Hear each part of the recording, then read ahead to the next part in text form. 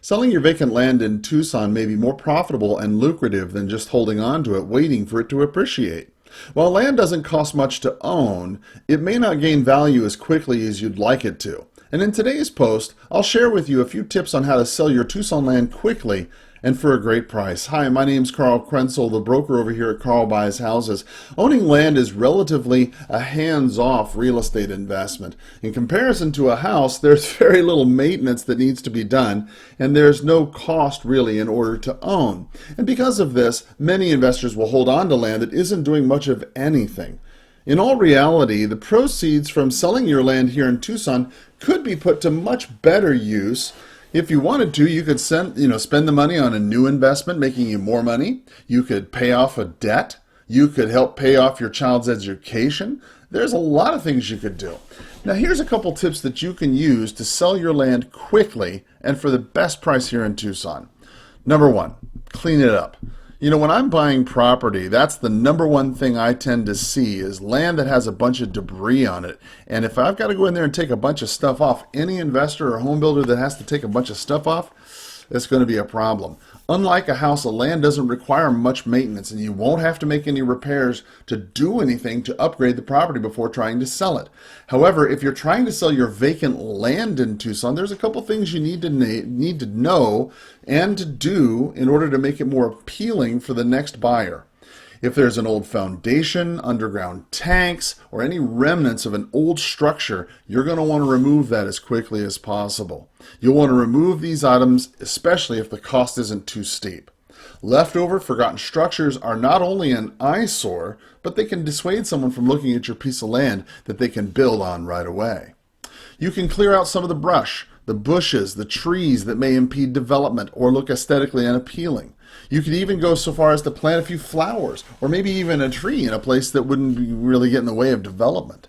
Remember, not everyone has the same taste, so it's best to keep things simple and clean. The next best thing you can do is highlight the potential. Give your buyers an idea of what can be done with the land.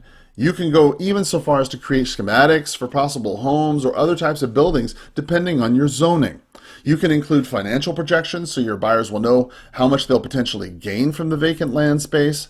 And when you provide them visions and paint a future or a picture for them, the process of developing vacant land becomes much more appealing to buyers who may have been considering other types of investments. Next, mark the boundaries. If someone wants to see the land in person, it's a good idea to place markers along the property lines. This allows the buyer to have a better idea of what can be done with the land. It can be tough to kind of visualize things accurately for your idea of the land unless, of course, the boundaries are clearly laid out. And if you're not sure the exact spot where the property begins and another ends, you could always enlist the property help of a professional surveyor or reach out to the county, look at the county assessor's maps to find out what maps are available to provide information about your land here in Tucson. Next, have the answers ready. This is a big one for land, so get ready for this one. When selling your vacant land in Tucson, it's important to understand the zoning and the land classification.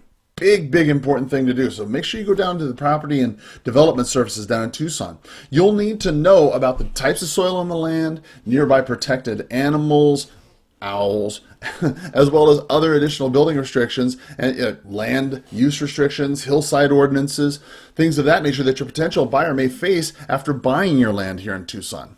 You don't want to present misinformation or miss out on a sale after buying your land, after selling your land because you weren't really able to answer the questions quickly enough.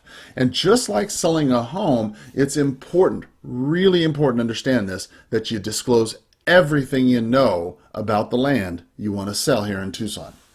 Next, work with a professional. This is probably the easiest thing you can do. Working with a professional land buyer in Tucson is a great way to sell your land fast in Tucson without having to wait for a buyer or wonder how long it's going to be or how much more you're going to be offered. You'll not have to clean it up, you won't have to research any of the details or wait any longer than you have to. When you sell your land directly to me at Carl Buys Houses, I'm able to buy and close in just a few days. Plus, I always pay fair and honest prices. Imagine being able to liquidate a piece of land that isn't doing anything for you and instead using the proceeds on something with greater earning potential.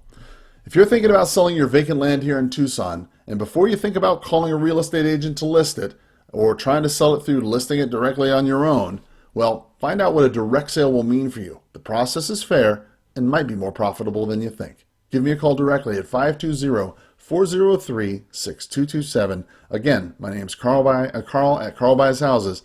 I'm an investor and a broker here in Tucson. Thank you so much and have a great day. Bye-bye.